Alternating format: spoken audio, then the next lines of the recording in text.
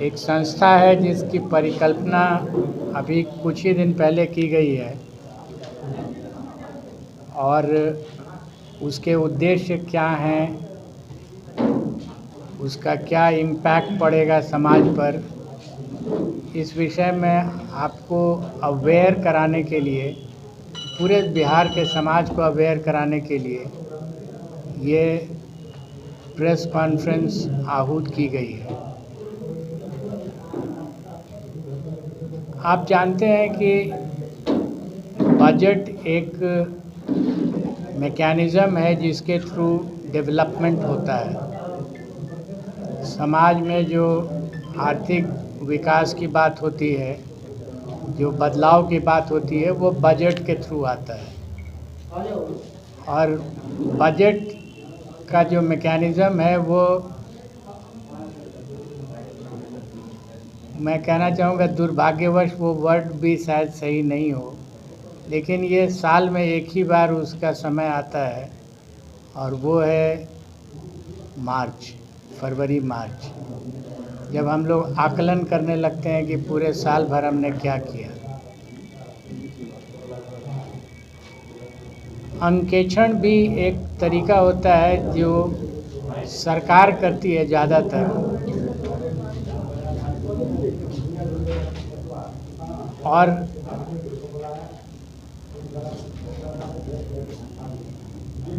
वो सरकारी अंकेक्षण होता है जिसको इंटरनल ऑडिट कहा जाता है।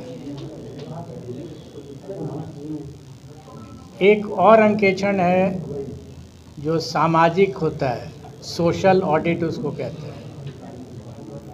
सोशल ऑडिट एक बहुत ही स्वस्थ प्रक्रिया है जो विश्व स्तर पर अपनाया गया है। कई कंट्रीज़ ने रिपोर्ट किया है उसके जो एडवांटेजेस हैं।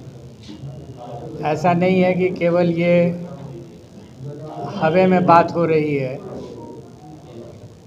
इसका संवैधानिक बेस भी है, कानूनी बेस भी है, इस सेंस में कि संविधान के 73 और 74 अमेंडमेंट्स में इसका जिक्र है। एट द सेम टाइम 2002 के सुप्रीम कोर्ट रूलिंग्स में इसका जिक्र आया है।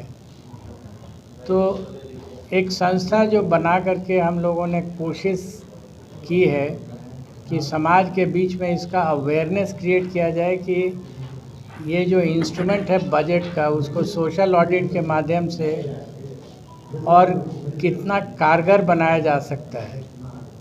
ऐसा नहीं हो कि केवल एक बार मार्च में हम आएँ और उस पर व्याख्यान करके और फिर छोड़ दें उसको। 2017 से 2022 तक के जो डेटा हैं, जो सरकार के द्वारा डेटा दिए जाते हैं, उस पर हमारे साथ सत्येंद्र बाबू जो एक ऑडिटर हैं, उन्होंने इस पे काफ़ी मशक्क़त करके उस डेटा से निकाला है कि कहाँ कहाँ हमसे चूक हो गई। हमारे पास जो यंत्र था बजट का, डेवलपमेंट का, जिससे डेवलपमेंट हो सकता था, जिससे अनएम्प्लॉयमेंट का प्रॉब्लम सॉल्व हो सकता था, जिससे विकास हो सकता था, वो कहाँ कहाँ चूक हुई हमसे, और उसको कैसे हम कंटिन्यूअसली, जिसको हम अपनी भाषा में कहेंगे मिड कोर्स करेक्शन अगर कर लेते हैं हम। मार्च में बजट पास होता है, हर माह में नहीं तो अगर क्वार्टर में भी रिव्यू होते रहता, तो हम रीअलोकेशन करके और जो प्रोजेक्ट्स बनने लायक थे उसको बना लेते, तो कम से कम उतना तो विकास हो जाता। इसी चीज़ के लिए जो मेरा इंटरेस्ट है इस संस्था के माध्यम से कि समाज में इसका अवेयरनेस क्रिएट हो।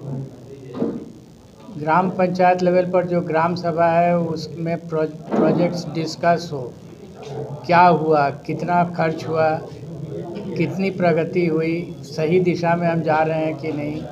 तो ये कंटिन्यूअस प्रोसेस अगर होता है तो इतने ही पैसे से हम बहुत कुछ देख पाएंगे। विकास का मामला गांव के स्तर पर, ग्राम सभा के माध्यम से, और ये ग्राम पंचायत के कॉन्सेप्ट में आया हुआ है। यही है कि सिर्फ हम उसको अवेयर नहीं करा पा रहे हैं और दिशा नहीं दे पा रहे हैं। पेश हुआ, उसके बाद जो उसके एक्सपेंसेस हुए उसको हमने एनालिसिस किया है, जो ऑडिट का काम होता है। तो उसमें जो हमने पाया है कि 17 से 22 तक में 3,23,000 करोड़ रुपये खर्च नहीं किए गए।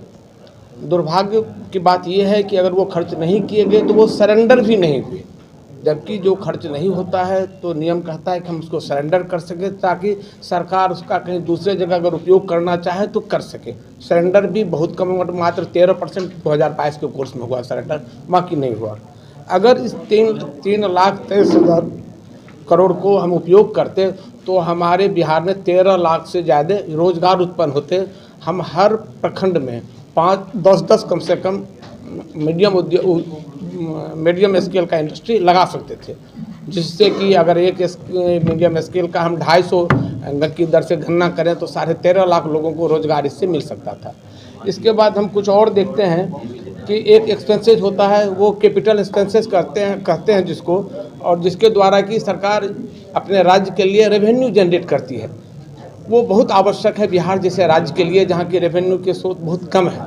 लेकिन उसका भी हम जब गणना करते हैं तो 75,000 करोड़ इन्होंने पिछले 5 साल में खर्चा नहीं किया, तो फिर हमारा रेवेन्यू जनरेट कैसे होगा। इसलिए पर कैपिटा इनकम में हम अपने अगल बगल के राज्यों से काफ़ी पीछे हैं, जो कि आपको हमने दिया भी है, उसको आप देख लेंगे।